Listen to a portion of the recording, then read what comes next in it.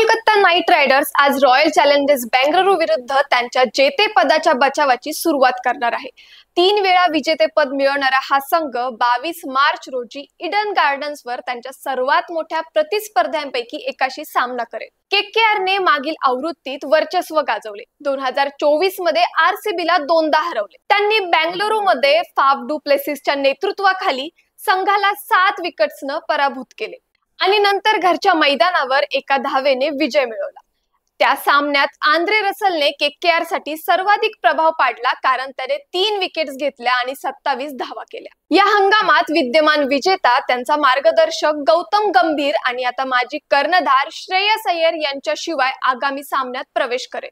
Royal Challengers Bengaluru बद्दल बोलायचे झाले तर 3 वेळा अंतिम फेरी गाठणाऱ्या या संघाला या हंगामात पुनरागमन करण्याचा प्रयत्न करावा लागेल। गेल्या वर्षी त्यांची सुरुवात चांगली झाली नव्हती। त्यांनी पहिल्या 8 सामन्यांपैकी 7 सामन्यांमध्ये पराभव पत्करला होता। खराब सुरुवात असूनही आरसीबीने प्लेऑफ साठी पात्र होण्यासाठी सलग विजय मिळवून सर्वांना धक्का दिला।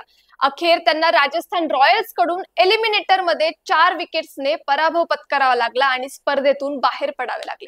आता स्पर्धेच्या 18व्या वर्धापन दिनानिमित्त ते त्यांचा पहिला आयपीएल किताब जिंकू शकतात का हे पाहणे महत्त्वाचे ठरणार आहे।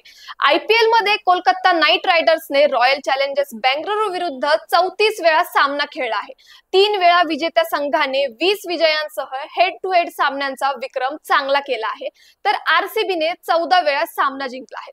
तर आजचा सामना कोण जिंकणार हे कमेंट्स मध्ये आम्हाला नक्की सांगा। तसेच व्हिडिओला लाईक करा, शेअर करा आणि स्प्रेडला सबस्क्राईब करा। धन्यवाद।